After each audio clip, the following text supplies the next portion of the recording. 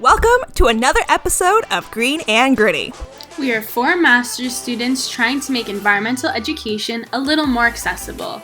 We are so excited that you joined us today in our little corner of the internet. So stick around, this is going to be a fun episode.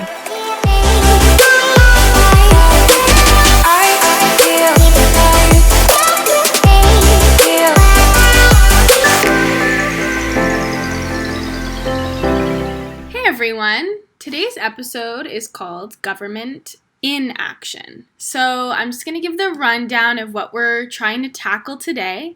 But before I start, I just wanted to let everyone know who's listening that we have a brand new website. So I hope everyone can have a chance to check it out, take a look. All our links are available on our Instagram, on our Facebook, and you can find the link to the website through there. But welcome to Government Inaction, where today we're going to talk about the ways in which our governments do not deliver on their promises.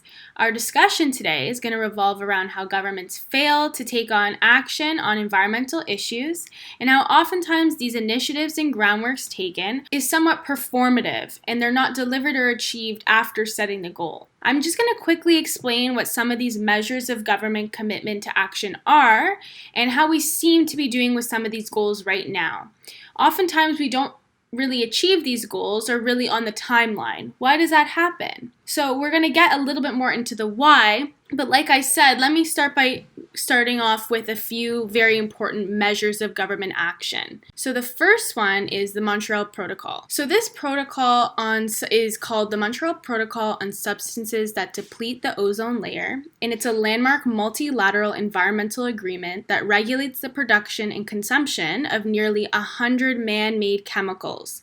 So these chemicals are referred to as ozone-depleting substances, or you'll oftentimes see it as ODS, and are insanely harmful because when they release into the atmosphere, they damage the stratospheric ozone layer, which is the Earth's protective shield that protects humans in the environment from harmful UV levels, which is why we always see the importance of sunscreen coming to light and why we need SPF even more nowadays. The Montreal Protocol was adopted in September of 1987, and it is to date the only UN treaty ever that has been ratified by every country on Earth, all 197 UN member states. So that's a big landmark. This protocol is thought of as one of the more successful agreements, and its success is attributed to the effective burden sharing and solution proposals. So I think because it's such an early solution and framework, I think it's pretty impressive how well we've done on that. So that's one piece of good information, I would say. But the rest may seem more dreadful. The next one I want to discuss is the Kyoto Protocol. So this one's good to know because it's an international agreement that aims to manage and reduce carbon dioxide emissions and greenhouse gases. So those are huge buzzwords in the sustainability environmental communities and even in academia, that's a huge one.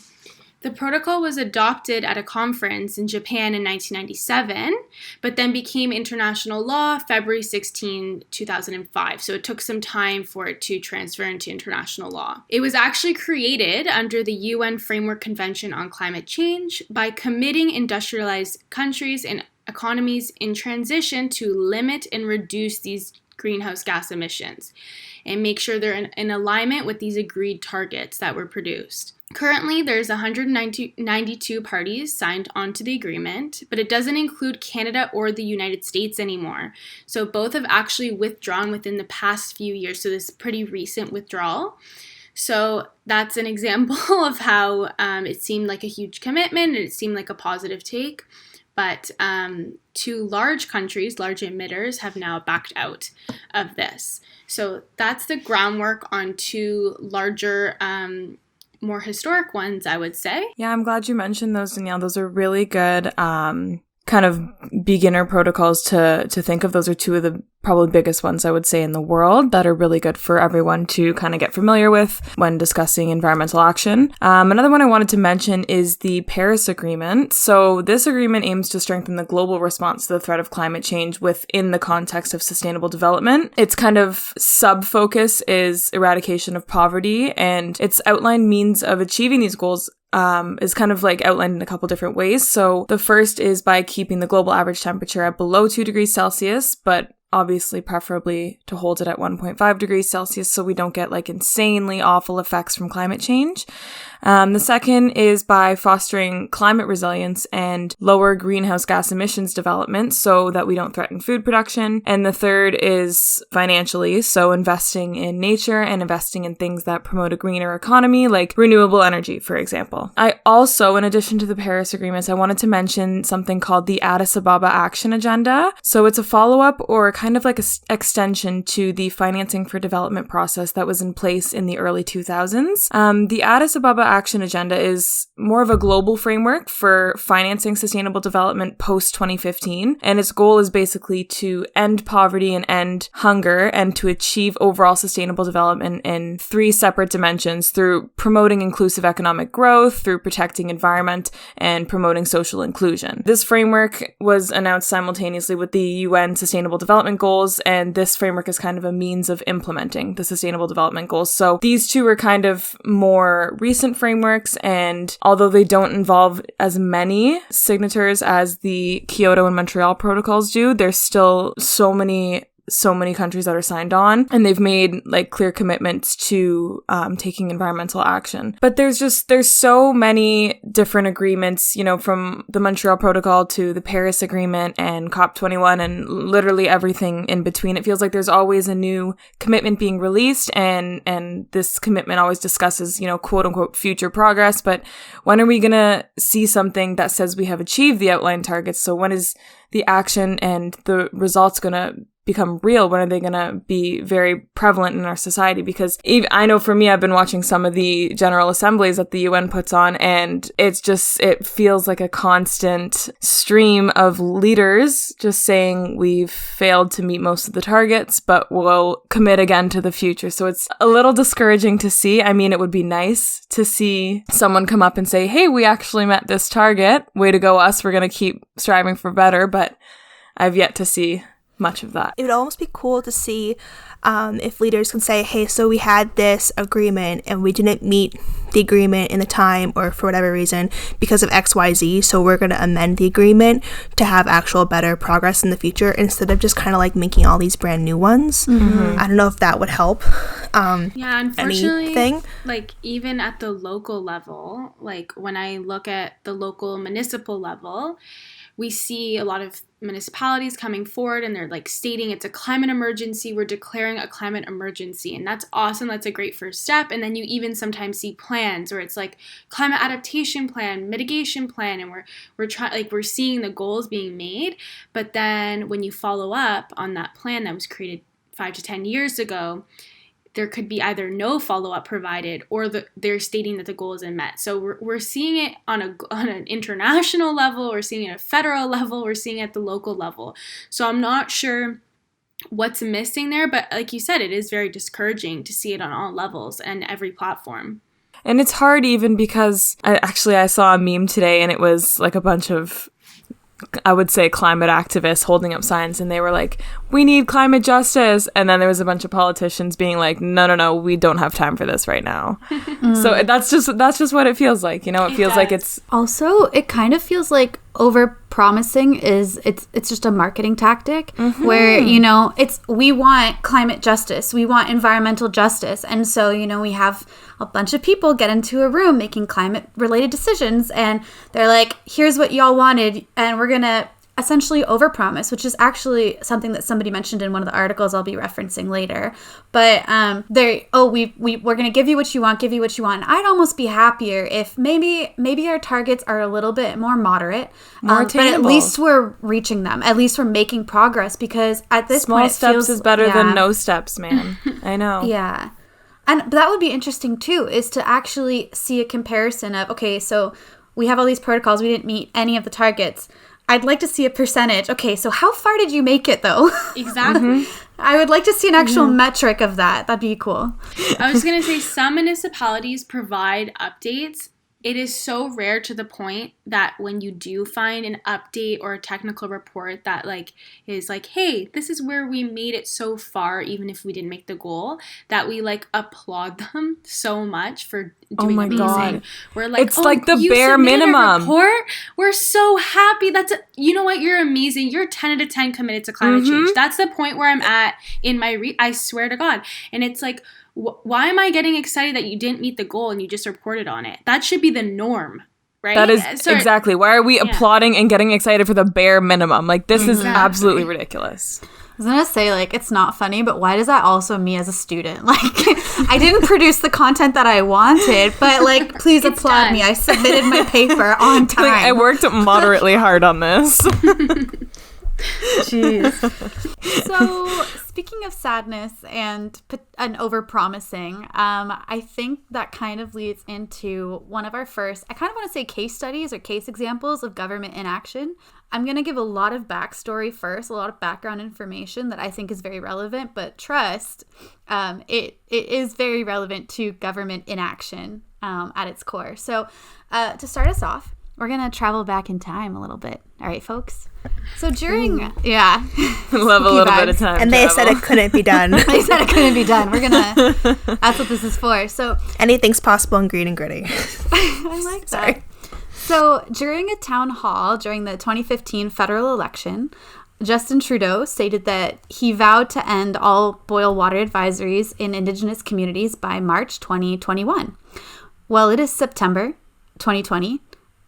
It's going to be October by the time we post this. So I thought, why don't we give a little check-in on this situation? And also, let's bring attention to it because, interestingly enough, a lot of my friends or family members who aren't necessarily in environmental studies or up to date actually aren't aware of this and how far back boil water advisories actually go in Canadian history. So for those who are unaware, welcome. There are many long and ongoing water advisories across Canada in various Indigenous communities.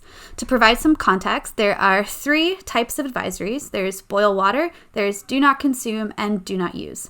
The most common is the boil water advisory, in which communities are told that they must boil any water for at least 1 minute before drinking, brushing teeth, or cooking, and that they also should not use water to bathe infants, toddlers, or the elderly. So that you can't. So inhumane.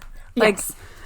It's gonna get worse. That just made me check my privilege. Like, I don't even think twice about using the tap to brush my teeth or going in the shower quick. Like, that's just yes. So when the word of the day literally is dreadful, because it's just, this isn't gonna be happy.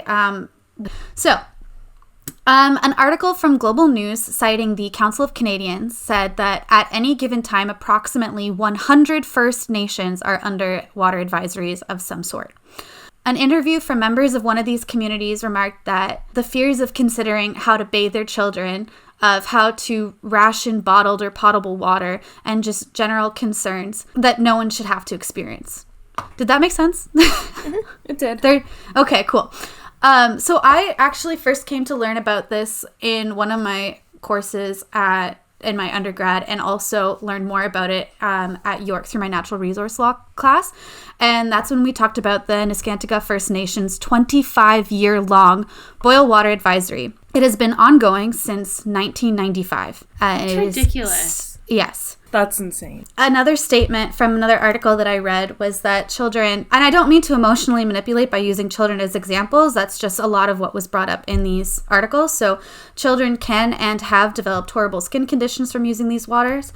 And I found a quote from an NDP MP whose riding included Attawapiskat, which is, I believe, currently under an advisory, that a woman reported she didn't want to bathe her baby because every time she would, it would get nosebleeds. So the day that we're filming, I did some additional research just to see where we were at as currently as possible.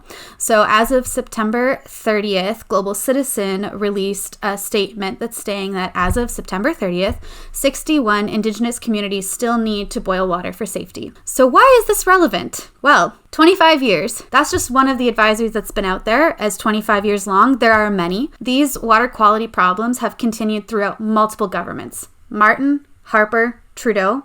It's not about party. It's not about political power. It's a lack government of action. inaction. Yeah. So, in other words, failure to act. So, seeing as this has been a concern throughout various governments, regardless of which party in power, I figured that would be a great case study for today. So, September 23rd, 2020, so like 7 days ago, Trudeau did the speech from the throne and talked about various important topics. However, he did not bring up his promise or a plan on how to bring safe drinking water to all Indigenous communities by his very own due date. Shocking. Awesome. Yeah. So I tried to figure out why. So I did some additional research, and there are various articles and statements saying that COVID has severely impaired ability to achieve this goal, and that they are considering reevaluating the date. Because of the pandemic, it's made difficult for construction workers to enter communities if they need to like work on or maintain treatment facilities. So, okay. However, this goes beyond the pandemic. We were talking about government failure to act a year ago in my class pre-pandemic, and many were talking about this decades ago. Because, yeah, we can use the plural. We can say decades. That's shocking. You know what my face just did when I realized like that was plural and just a decade in general is, you know, that meme of the lady like trying to solve the math equation. There's like all this like, the 4 cubes, and you're like, Question You're marks. like, that's hold the phone. What is happening? it just happened like slow-mo in my head as I'm like, taking in what you're saying. Okay, but I can't believe I have some interesting info, and then it gets interesting, and then it gets sad again, and then it gets explanatory so that we can find room for solutions, potentially. my favorite type of roller coaster. I was about to say, we're going to go on a ride, okay, folks? All right, buckle up. So, Martin's Liberal government announced a $5 billion Kelowna Accord, I think that's how you pronounce that, in which it was regarded as a breakthrough plan for Indigenous peoples. This accord, or the finances, were purposed to address water, housing, health services, amongst other initiatives. However, the $6 million that were planned for distribution in 2006, $600 million, was disrupted when Harper's government came in, and instead he offered $150 million. It's a step down, to say the least. And that's we're talking about millions of dollars. Like, that's a lot of money to lose, and $150 million is still a lot of money to give. However, I thought, oh, okay, well, that's still a lot, right? Everything that should help.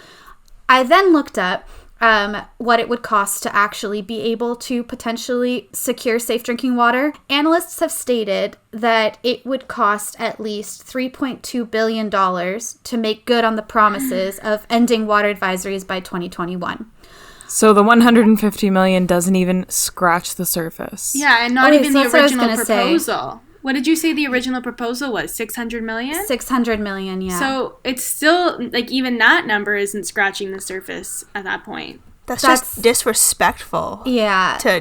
It's like him saying, fine, you want me to do something about it? I'll do something. Here's $150 million. Now shut up. So trying to not, because I don't want to make this a party thing. It's not a party thing. And so No. I want to take that off the table. But I am using liberal conservatives to monitor the different governments. Okay, so additionally, after that financial incentive, I guess, the Conservatives did pass the Safe Drinking Water for First Nations Act in 2013, which when you hear legislation, you think, okay, cool, let's get some accountability. However, it came without any regulations. So enforcement was not really existent on that front.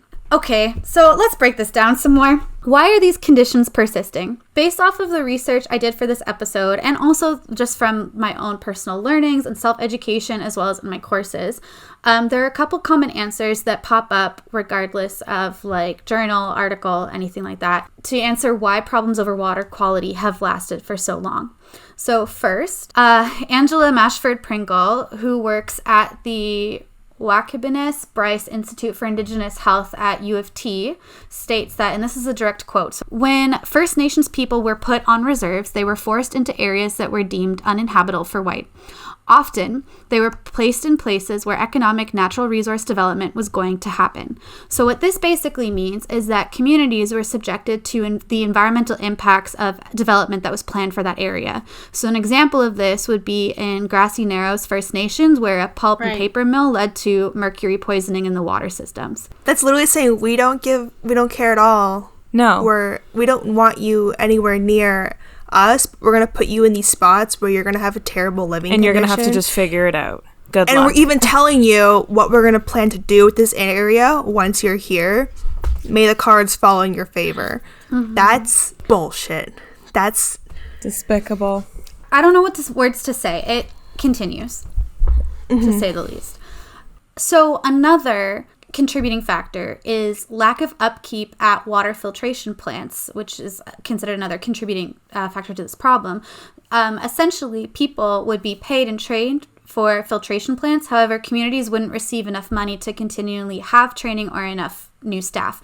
And when I first thought that, my first question academically was, okay, so who's responsible for maintenance, upkeep? Where does the finance come for upkeep and health of water treatment facilities and waste? I think it's waste management facilities and that kind of stuff. So I did some more research, as one does. And here's where I got frustrated and I don't really know what to tell you. So the Constitution states, also, if any lawyers are listening and can correct me, please do. I'll make an update in another episode if I'm wrong. I did talk to my one friend who's at Ottawa for law school just to double check my research for me.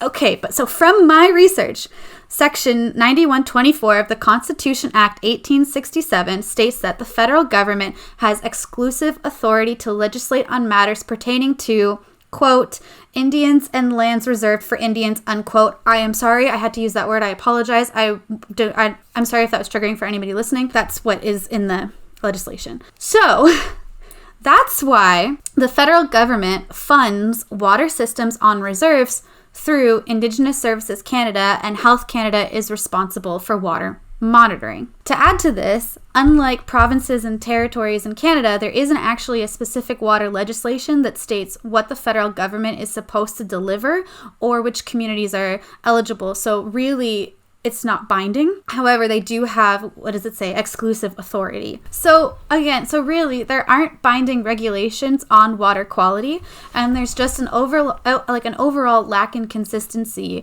with how water problems are dealt with reserve to reserve. So the 2015 Truth and Reconciliation Commission stated that Indigenous communities are unable to effectively plan and control the delivery of their services because the federal government has not created a legislative base to hold itself accountable. I don't know if y'all picked up on any hints, but maybe you've noticed there are avenues that could be utilized to address some of the root causes of these issues that don't rely on governments promising millions or billions of dollars in investment. So first things first, these structures need to be clarified and established, and most importantly, they actually need Indigenous community involvement to the utmost degree, especially if it is their water supply, their water quality, their waste management, anything. They don't need a seat at the table, they need a megaphone at the table. I'll finish with one of our faves. So in 2017, the David Suzuki Foundation stated in a report that changes must be made to this complex process for the federal government to maintain progress towards its goal of ending long-term drinking water advisories. Funding alone will not resolve this issue. So boom, David Suzuki Foundation agrees with me. But yeah, so definitely there needs to be actual, it's not Band-Aid. Like, government needs to do some massive self-reflection. We should have them on the podcast one day. The government. Get them to reflect with us. The whole of the government. If they can't self-reflect on their own, we must force them to. I don't know how, but I'm open to any suggestions. And really, we need to do better. We need to do better for our communities. I wanted to correct. I don't think we need to do better for these communities. I think we need to do better by these communities. Does that make sense? Yes, 100%. Yeah. Because comes off super white savior. Yeah, no. Yeah. That gets me thinking, Kendra. So if you could talk to the government right now after hearing all of this and hearing all of our concerns, what would you say? What are you doing?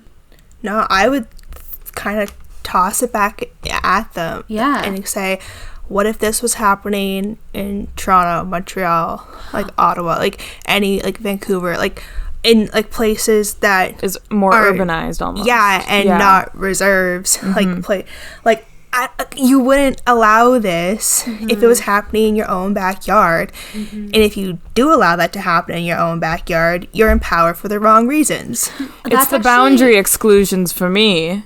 It's the gatekeeping to basic human needs for me. Just the utter lack of disrespect for me. Yeah. For human life. It's really interesting that you say that in your own backyard, because I was doing my research and I was trying to find where, if there was a trend in like location of some of these advisories, because from when I hear people talk about it, it tends to really focus on like Northern Ontario or remote communities.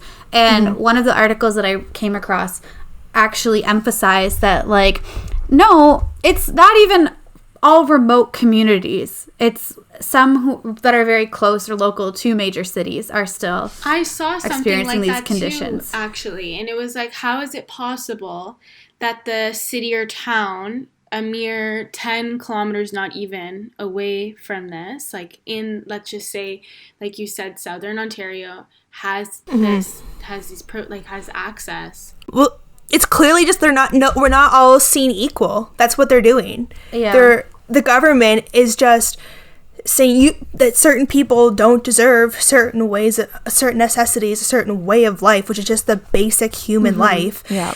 So here you go. Here is a separate city designed just for you. Here you go. But it's different. It's almost as if they're keeping them within like a little like their own parameters, and they're like, that's it. Stick to what you got.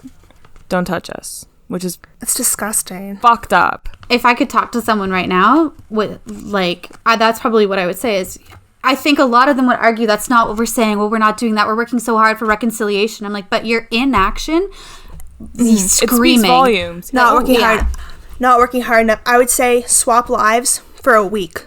Yeah. See how you deal with it, and you get by, and then tell me you're giving it 110% for reconciliation.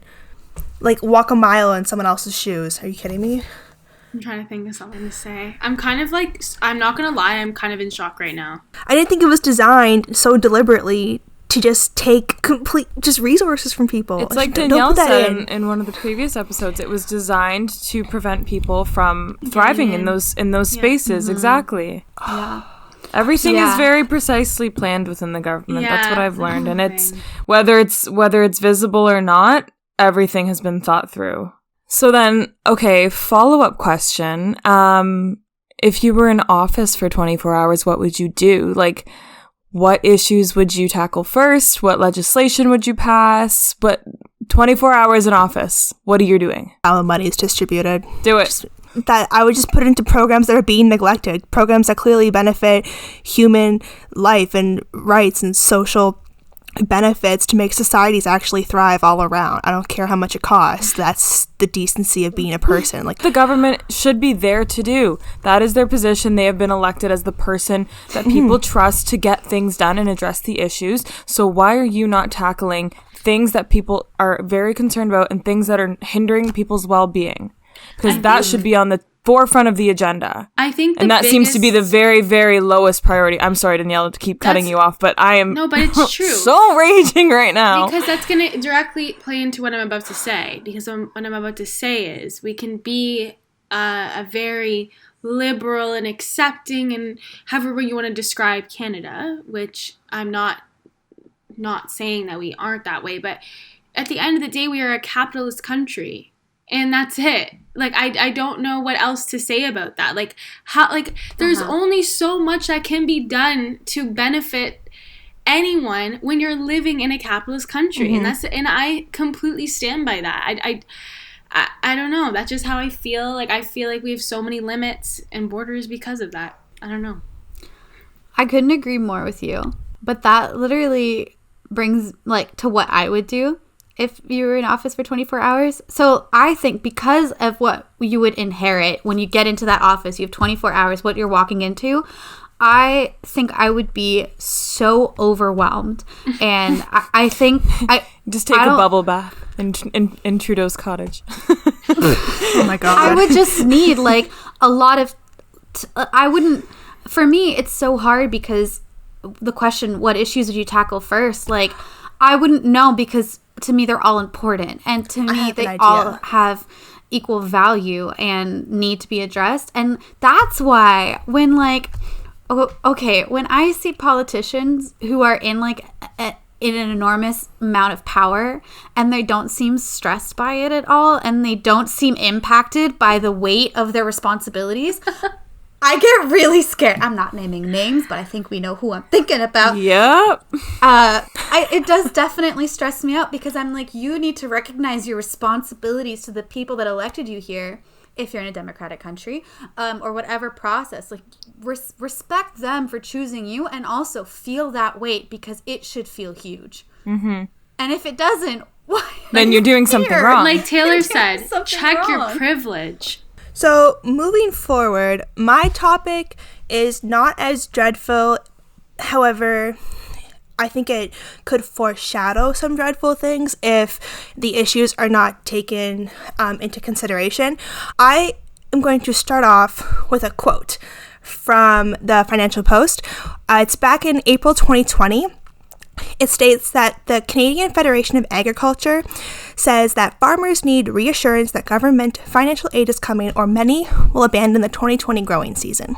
And I want to open with this quote because I want to emphasize how important and sometimes overlooked or underappreciated the Canadian agriculture industry is. Mm-hmm. Not only does it feed Canadians from the crops it produces, but it also feeds the economy. And it's all dependent on the environmental stewardship of our farmers. So then just to clarify, environmental stewardship refers to the responsible use and protection of the natural environment through conservation and sustainable practices.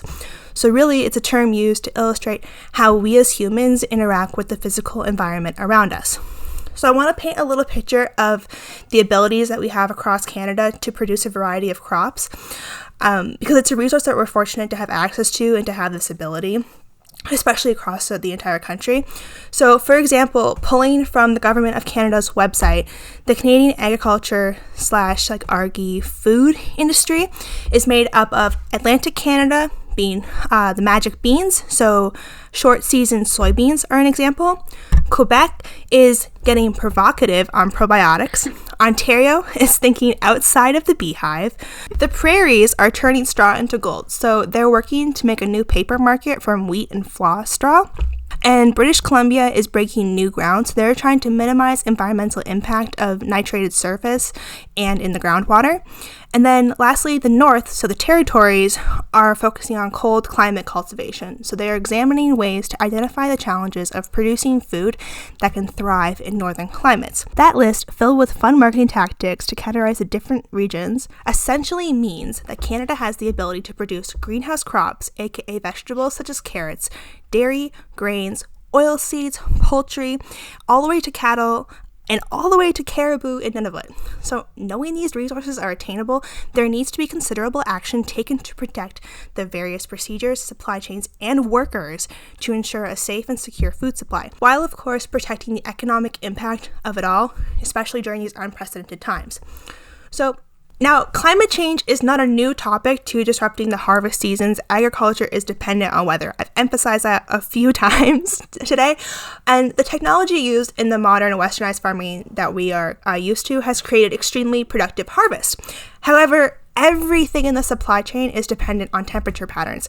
And according to the Climate Atlas of Canada, climate models show that Canada's cold season is shrinking with extremely worrisome levels of heat in prolonged time periods. So there are drier summers across the country.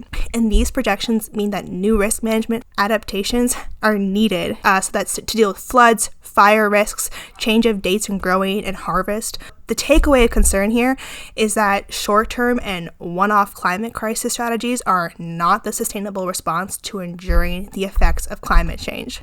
So to bring it back to my opening quote from the CFA, How has Canadian agriculture been affected during the COVID-19 pandemic? From what I understand, the responses from government aid and reactions differs depending on the type of crop being produced. So back in May, when the shutdowns are being rolled out, the changes in demand really affected crop demand. And according to John Vanthroff, the NDP MPP, says the federal government missed addressing long-standing issues that are coming to a forefront during the pandemic. He explained that there is an insurance program to insure against market risk, but since the pandemic, there is now a cap and full claims are not being returned to farmers. So that really puts an emphasis on worry in my mind, because you already have the changing risks due to just climate change, the regular old daily climate change that we are dealing with. But now on top of it, we have a pandemic that's creating even more strenuating circumstances. Yeah, on how we can even act and react to these situations. So I wanted to share this story because there's nothing really in the news that I found. All the research I found was from the beginning of the summer, spring. So March, May, June is when I saw a lot of the articles. So I don't think there's an adequate attention talking about this, especially when panic buying is and has been taking place when case numbers related to COVID have been rising, and as we are now entering in the flu season.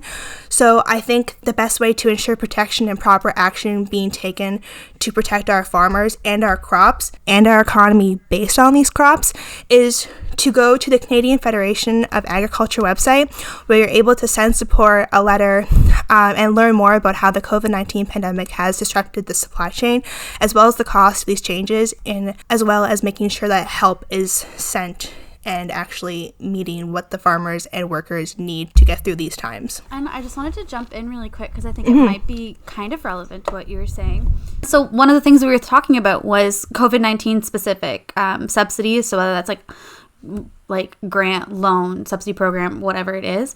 So the number is $190 million is like COVID specific. So that's technically COVID-19 pandemic related supports initiated by the government of Canada in 2019. I will say what's always really key is to follow up on like where is that money allocated afterwards. Like where is it being taken from? No, not even where is it being taken from, but where is it going? Where's it ending up? Yeah, but I'm saying, like, where are you drawing these funds? Are you cutting other programs? Are you cutting other plans? Right. For example, the water boil the boil water advisories. Like, are you taking more from those deals and putting more money into current situations type of thing? That's true. Yeah, that is an interesting. But it's very important to follow up with Taylor's question where the government says their money is going to go. Where are the receipts? She needs to see the receipts. Yeah. We will never see those.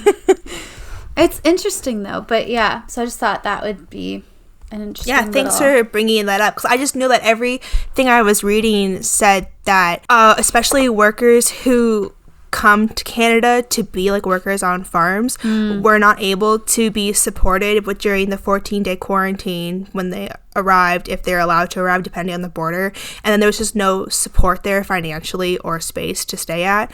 So that's like stressor number one to even like harvest and get these crops going.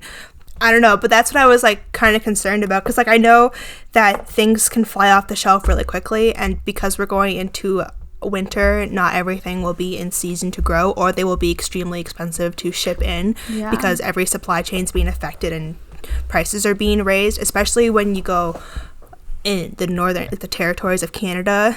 Things are just skyrocket high. I just think it's something we should be aware of and call attention to so that we can make sure the resources are being allocated properly. So I really want to talk about this again because I don't think agriculture is talked about enough just within like regular social circles or within the news cycle, but also because it is, in my opinion, a potential example of future government inaction if governments do not act proactively and respond to the future threats and current threats from climate change, especially when you throw in the pandemic. So to the quote, it's like, if farmers said that they need the financial aid or else just completely abandon the 2020 growing season, well, the summers over. So I need to know what happened. And the fact that I couldn't find any articles happen, like, we have to keep an eye on this. Like, was whatever funding they received, was it enough? Like, how did the government know how much to give? How did everyone know how much to ask for? Who received it? Who didn't receive it? This needs to be something that we bring to attention and kind of keep the government intact for, because the two examples we talked about today are access to water and now access to our food supply all over the country. And these are not topics we can just sit here and take lightly. They have to be seriously thought out. There needs to be a solid plan that is long term and doesn't just go, oh, the temperature is going to change a little bit, we're going to push these days, we'll adapt as the seasons go.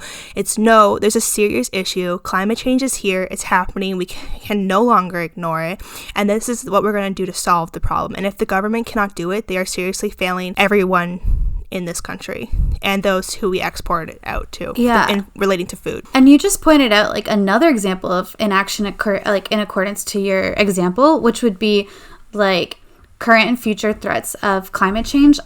Okay, so, they did the funding programs at various levels. That's a form of action. Do we know if it was successful? I guess we'll see. But regardless, inaction in dealing with climate change and environmental concerns, boom. Still. And if this needs to be said in a money perspective, the crops Canada grows feed your economy.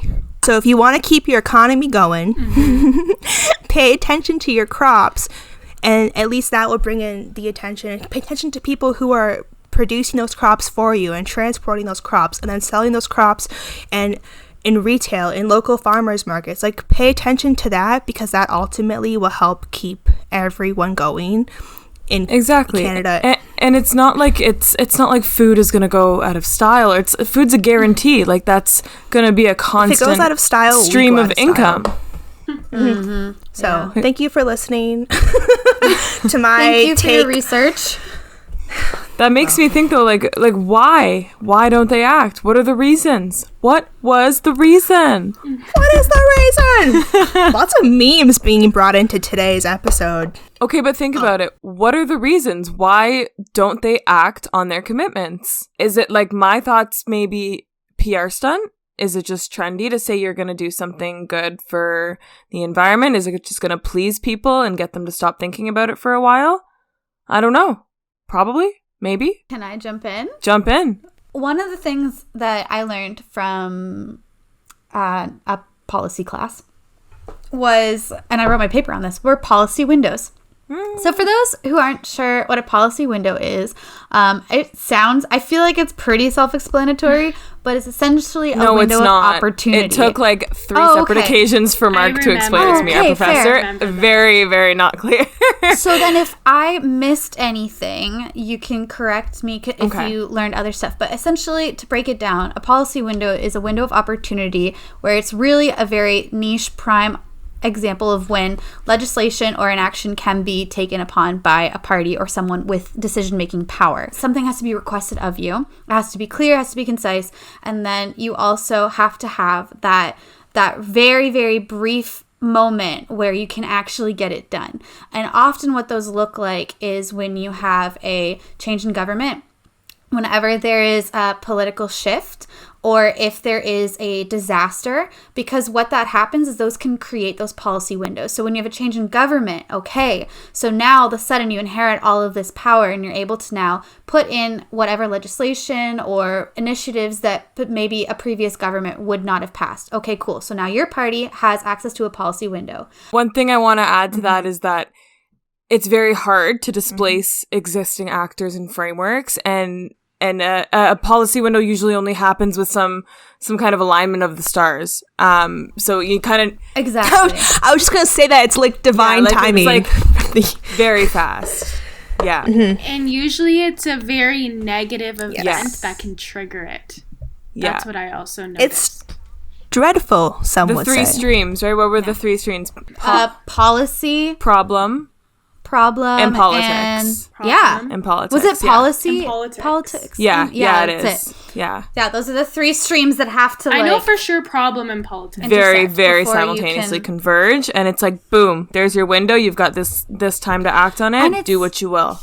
It's not a window. Like, don't think you're jumping through a massive window, making it to the other side. It's like the size of like that tiny little keyhole, that peephole in a door at a hotel. Exactly. That's the size of it. That's the alignment of the stars right there. So to answer your question, why don't they act? So policy windows, if you don't have one, it is so hard for you to make like substantial change at the government or policy or political level. And unfortunately, that's where a lot of our decisions come from and stuff. So I don't know. Policy windows. If we have them, use them. If we don't, and even when you have them, you're not guaranteed that it'll succeed. Or that it will even stay, because wasn't there something about the longevity of the policy depending on party? It's resilience. Yeah. And The resilience. efficiency. Yeah, Resilience, thank you. exactly. Oh, yeah. God, I love that That's what I did my class. paper on. Me too. All right, guys. As pessimistic as this episode has been, there are a few things that I do want to mention. Recently in my work and in my studies, I have come across a couple things that I personally think have great potential for significant progress on sustainable development.